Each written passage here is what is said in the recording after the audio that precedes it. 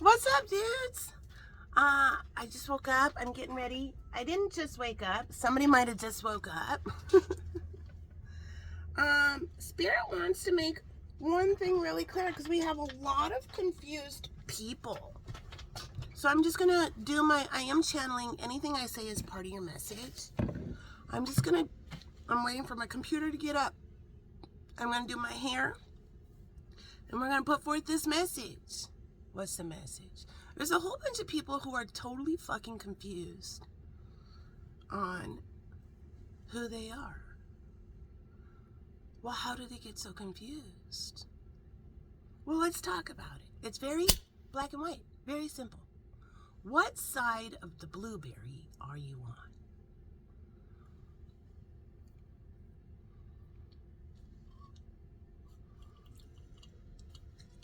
Pro-life, pro-choice. There are people that have been indoctrinated, the parochial people who have been indoctrinated. Immediately they say, I'm pro-life. I'm pro-life. I get brownie points with God. I'm saving little souls. I have decided whether or not it's appropriate for this person to end a pregnancy or not. Well, who made you God? I did. Because I get brownie points with God. No, I advocate for these tiny little souls. I'm pro-life. Oh. Well, your team, which is technically called forced birth, but your team gives it a cutesy name called pro-life. And that cutesy name mindfucks everybody's ego that they're saving the souls of innocent little babies. But their team has gotten now to, in several states in the United States of America, no exception for rape or incest. So imagine your daughter, your mother, your sister being held down by a pervert, impregnating her. Let's say it's your 16-year-old daughter, knock on wood.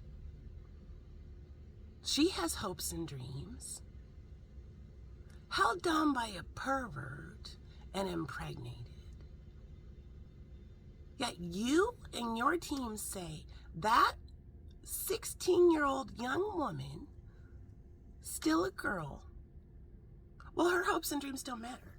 Yeah, no exception for rape or incest. She is now a mother of a rape baby. Brownie points with God. Yeah. Well, then there's the I want to play at both siders. Well, no, I am pro-life, but I think there should be an exception for rape or incest. Oh, well, good on you. You don't have just an icy cold soul. You're lukewarm. The name Luke might mean something.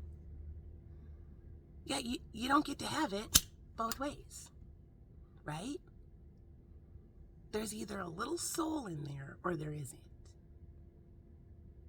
So you decide that person absolutely no.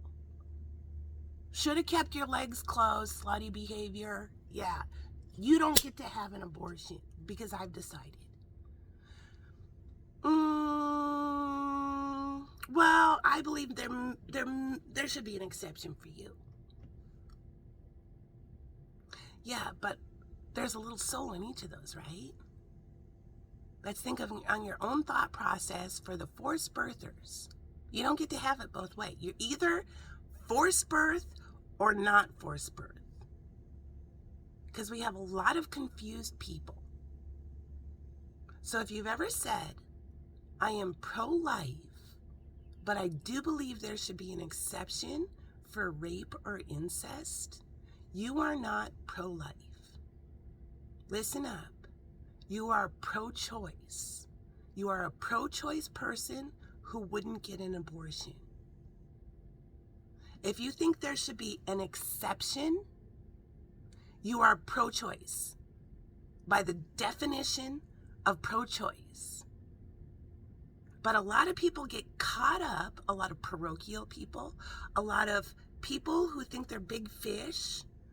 Spirit's having them realize, yeah, they're big fish in a really little pond. And Spirit's having them see the hypocrisy of it. So you are not pro-life. If you say the only people who are quote-unquote pro-life are the people who say nobody gets to get an abortion, no matter what. And that's not pro-life. That's called forced birth. Pro-life doesn't exist. It's a play on words. And you know why it doesn't exist?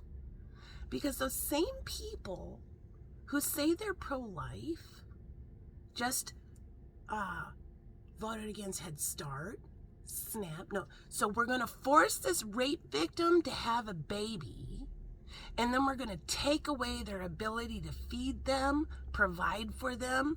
Yeah, well, we're pro-life. No, you are not.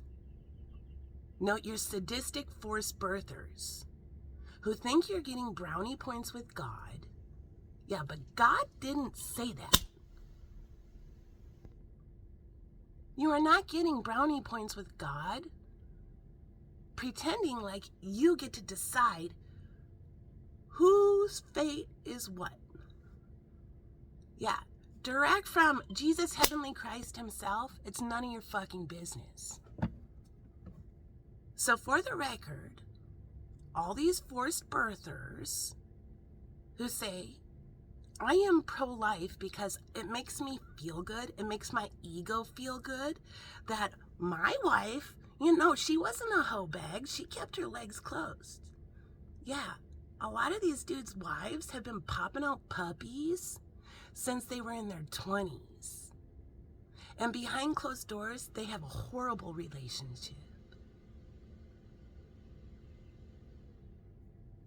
This judgment on I get to decide, no, well, that person's absolved. I'm winning brownie points with God by making judgments on everybody. Forced birth. No.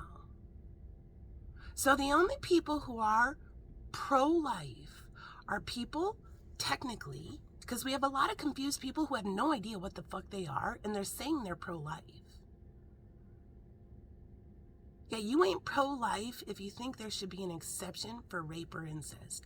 It means you're a normal, if you think there should be an exception for rape or incest, it means you're a normal fucking human being with an empathetic cord, and you are pro-choice. You are a pro-choice person who wouldn't have an abortion. But there are so many people who have dug their ego so hard into this topic that they literally think they are earning brownie points with God. Yeah, Spirit is no longer allowing you to see the hypocrisy.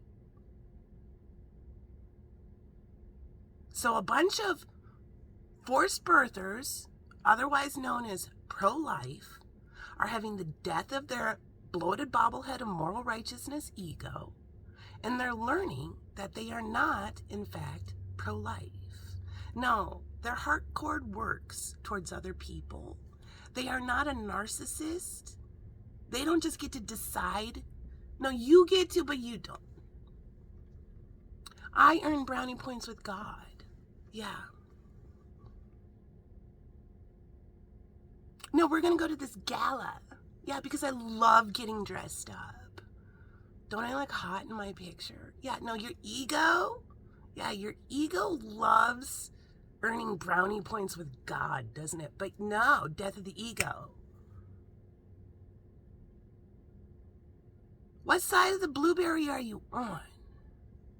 What does that mean? People push an agenda for their own fucking ego. It's this Nazi energy that keeps trying to remanifest itself.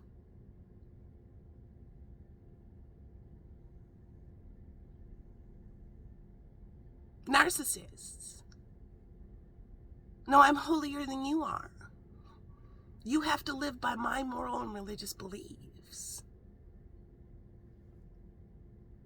Nobody has to live by these know-it-all, fake-ass, no empathetic cord, bloated bobblehead of moral righteousness beliefs. Especially when they vote to remove help for these people they're forcing to have kids.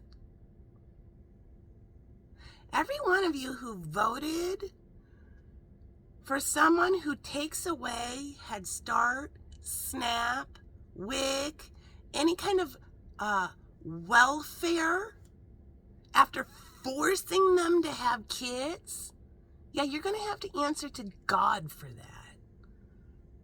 Because God didn't say that. So Spirit wants us all to learn how God didn't say that. We live in the United States of America where we have freedom of religion.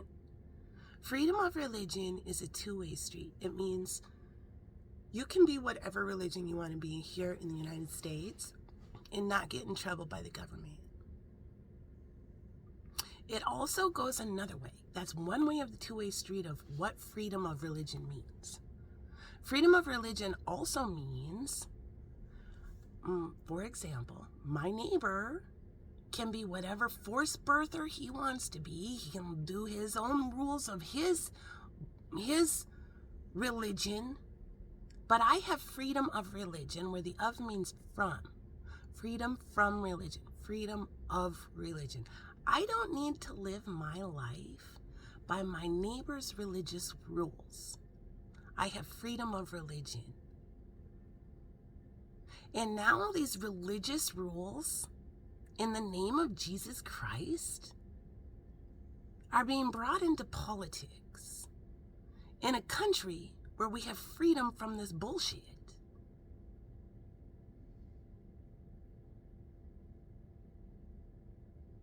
So now, these hypocrites are not getting brownie points with God.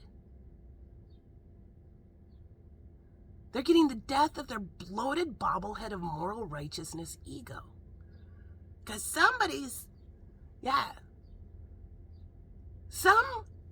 what's happening? Yeah, a whole bunch of forced birthers, child is going to get knocked up. And then their whole thing's going to change. Yeah, now when it's your kid, you going to hide it though? You're going to bring your kid through the back door to get an abortion? You got to keep putting on your gala dress? You going to put a wig on her through the back door? Her life means something. Bloated bobblehead of moral righteousness, right? But all those other girls you don't know, no, their life don't mean anything because you're getting brownie points with God. Yeah, God wants you to see how fucking vile that thought process is. So a whole bunch of people are now realizing they were never pro-life. If you think there should be an exception for rape or incest, you are not pro-life. You are confused.